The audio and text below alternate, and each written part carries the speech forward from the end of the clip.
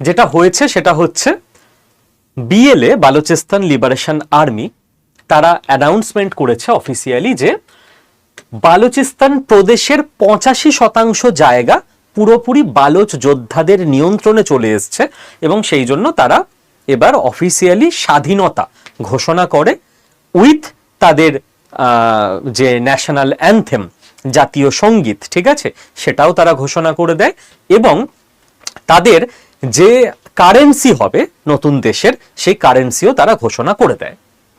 এবার এই খবরটা বেশিরভাগ লোকজন লাস্ট দুদিনে পাচ্ছে, কিন্তু জিওপলিটিক্সের মজা হচ্ছে, আপনারা যারা জিওপলিটিক্স ইন্টারন্যাশনাল রিলেশন দীর্ঘদিন ধরে শোনেন, জানেন, চর্চা করেন, কিছু ঘটলে তারপর সেটা নিউজ চ্যানেলে আসে, আর জিওপলিটিক্স সেটা আলোচনা করে যেটা নেক্সট 5 মাস, 1 বছর, 5 বছর, 10 বছরে ঘটতে চলেছে। তো কি ঘটে গেছে এখন তো সবাই আলোচনা করছে, এখন আর আমরা কি আলোচনা করব? যখন জিনিসটা ঘটেনি, যখন প্রসেসিং এ ছিল, আমরা সেই সময় পুরো জিনিসটাকে ডিকোড করে বলে দিয়েছিলাম। আগে আমি ম্যাপটা দেখিয়ে নিই, তাহলে আপনাদের বুঝতে সুবিধা হবে। এইটা হচ্ছে বালুচিস্তানের ম্যাপ বর্তমান পাকিস্তানের মধ্যে। এটা বর্তমান পাকিস্তান, এই লালটা হচ্ছে বালুচিস্তান। এবার এই যে বালুচিস্তানটা, এটা 1947-এ ছিল না, এটাকে পরবর্তীকালে জোর করে দখল করা, ঠিক আছে। কখন দখল করা আমি পুরো একদম আপনাকে দেখিয়ে দিচ্ছি। কালাট বলে একটা রাজবংশ ছিল, রাজত্ব ছিল, রাজ্য ছিল। সেই কালাট রাজ্যকে 1948-এর মার্চ মাসে, 1947-এর আগস্টে দুটো দেশ তৈরি হয় ভারত পাকিস্তান, তার কিছু মাস পরে, 7 মাস পর 1948-এর মার্চ মাসে পলিটিক্যাল এবং মিলিটারি চাপের কাছে মাথা নত করিয়ে এই কালাট রাজ্যকে, যেটা মূলত বর্তমানে বালুচিস্তান, পাকিস্তানের অন্তর্ভুক্ত করা হয়। এবার তার মানে যারা কোনোদিনই পাকিস্তানে ছিল না, একটা স্বাধীন রাজ্য ছিল, তাদের মনের মধ্যে পাকিস্তানি সেন্টিমেন্ট নেই। তারা প্রথম থেকেই এটা বুঝে নিয়েছে যে আমাদের জোর করে এই দেশটা দখল করে নিল, সেই রাগ তাদের মধ্যে ছিল। নেক্সট, এবার রাগ থাকলেও যদি পাকিস্তান ভালো ব্যবহার করত, আস্তে আস্তে তারা পাকিস্তানি হয়ে যেত। কিন্তু পাকিস্তান তো পাকিস্তান, যারা সবসময় ভাবে ভাগ করব, ভারতের মধ্যে থাকবো না, তো তারা অন্য কাউকেও দখল করলে না, সেখানেও মনের মধ্যে একটা বিভাজনের চিন্তা ভাবনা থাকেই। আপনি দেখবেন গুন্ডা, মস্তান, এরা নিজেরাই গ্যাংয়ের মধ্যে মারামারি করে মরে, কারণ এদের তো ইন্টেন্ট ভালো না। 2 বছর 5 বছরের জন্য কিছু বাজে লোক এক জায়গায় আসতে পারে, তারপর তারা নিজেরাই মারামারি করে মরবে, হতে বাধ্য।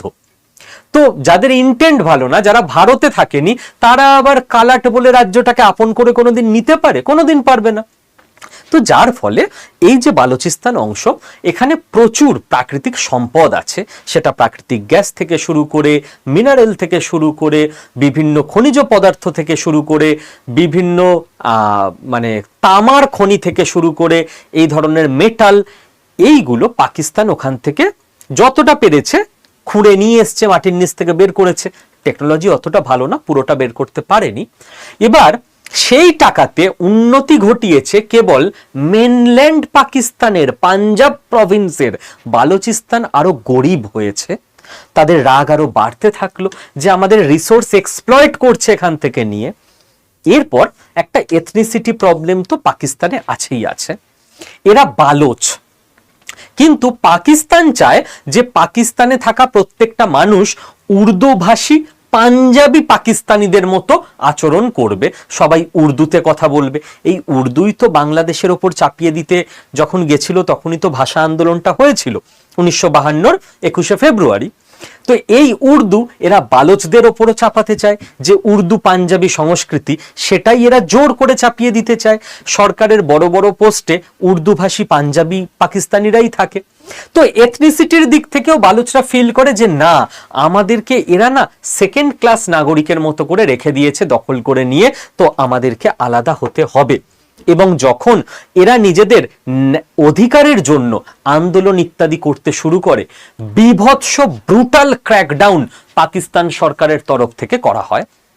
অর্থাৎ গুম খুন, অকারণে দোষ না থাকা সত্ত্বেও কেস দিয়ে জেলে রেখে দেওয়া, বিচার না করে এনকাউন্টার করে মেরে দেওয়া, ফ্যামিলি শুদ্ধ মেরে দেওয়া, বালচ মেয়েদেরকে গণধর্ষণ করা, বাচ্চাদেরকেও রেহাই না দেওয়া, তাদেরকেও প্রাণে মেরে দেওয়া।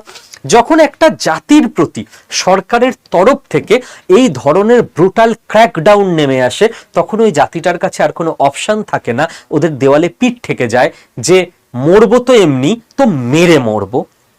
এবং সেই জন্যই আজকে যে বারুদটা জমেছিল সেখানে বিস্ফোরণটা হচ্ছে।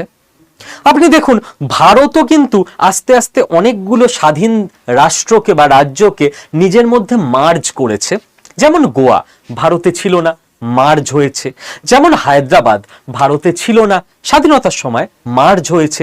যেমন সিকিম ভারতে ছিল না, মার্জ হয়েছে। আজকে একজন গোয়া, হায়দ্রাবাদ, সিকিমের মানুষ, তার মনের মধ্যে কোথাও কি ভারত বিরোধিতা আছে? নেই। কারণ ভারতবাসী তারা সবসময় সবাইকে নিয়ে চলে। কাজেই যারা নতুন এসছে তাদেরকেও বুকে জড়িয়ে নিয়েছে যে আমার ট্যাক্সের টাকায় এরও যাতে উন্নতি হয়। এরকম না যে গোয়া থেকে খালি টাকা কালেক্ট করব আর অন্য রাজ্যের উন্নতি করব, গোয়ার উন্নতি করব না। এরকমটা হলে তাদের মধ্যেও বিচ্ছিন্নতাবাদ থাকতো। আজকে তো নেই ভারতে। এটা মেন্টালিটির জন্য। এবার হ্যাঁ, এই যে বালুচিস্তানে যেটা হচ্ছে, মানুষের মধ্যে রাগ থাকে, কিন্তু সেই রাগটাকে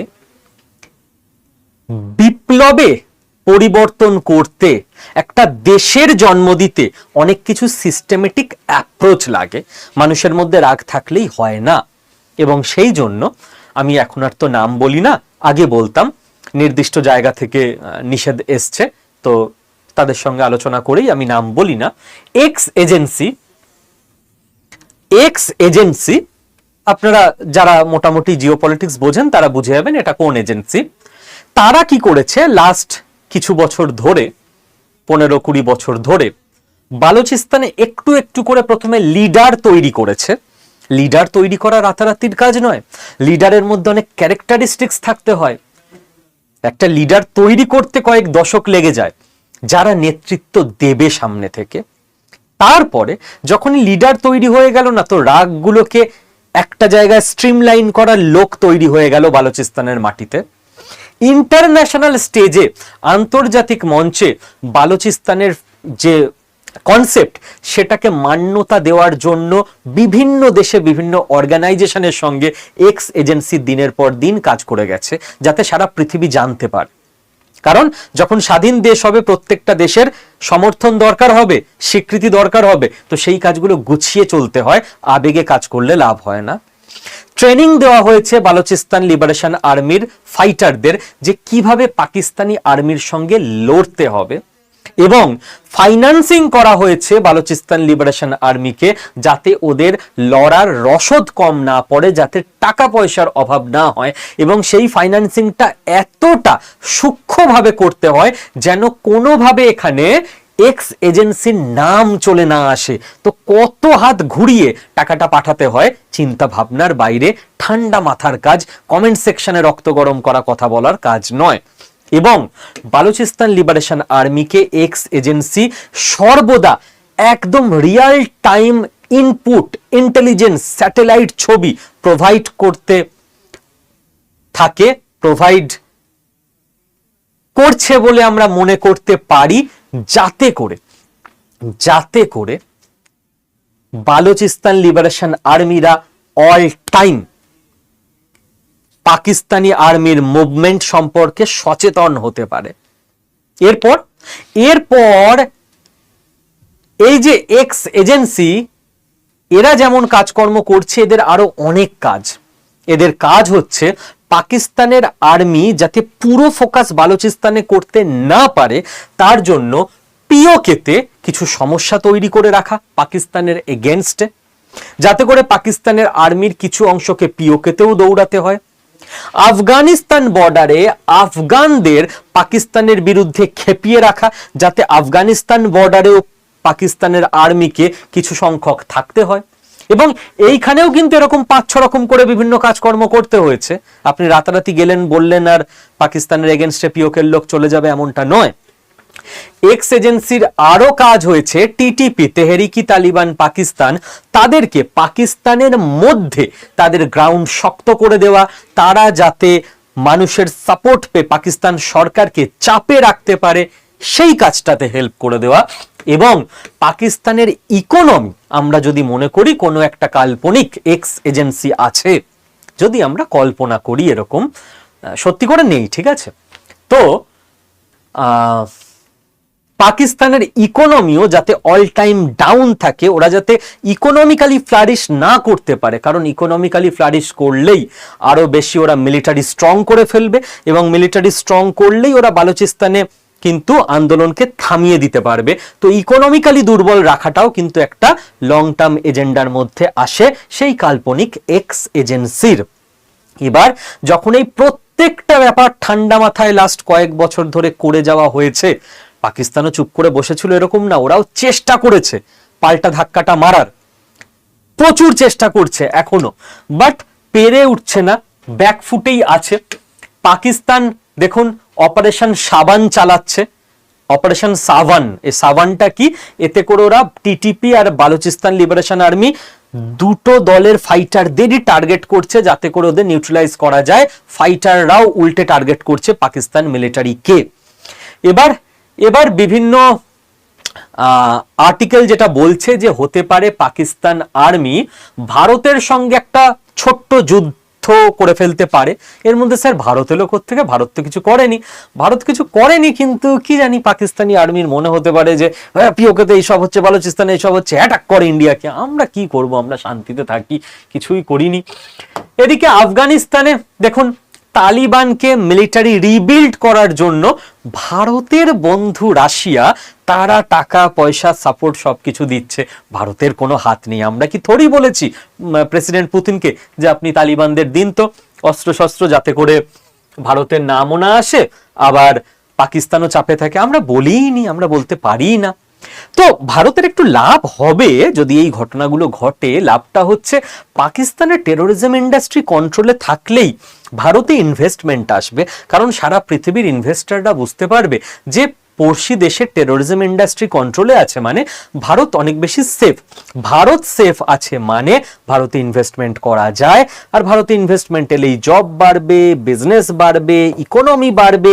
আর এই সমস্ত কাজে না আপনারও একটা ভূমিকা থাকা চাই, কি বলুন তো, আপনারও কিছু এফোর্ট থাকা চাই। স্যার আমি কি করব?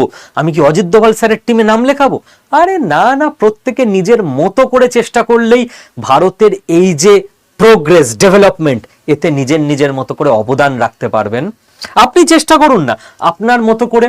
যদি গোটা ভারতবাসীর, আপনার পরিবারের অন্তত প্রত্যেকের active brain and active body তৈরি করে দিতে পারেন, একটা জাতি তারা কতটা শারীরিক, মানসিক, বৌদ্ধিক দিক থেকে সুস্থ, সেটা দিয়ে কিন্তু ডিপেন্ড করে নেক্সট 20-25 বছরে সেই জাতি কতটা উন্নতি করতে পারে।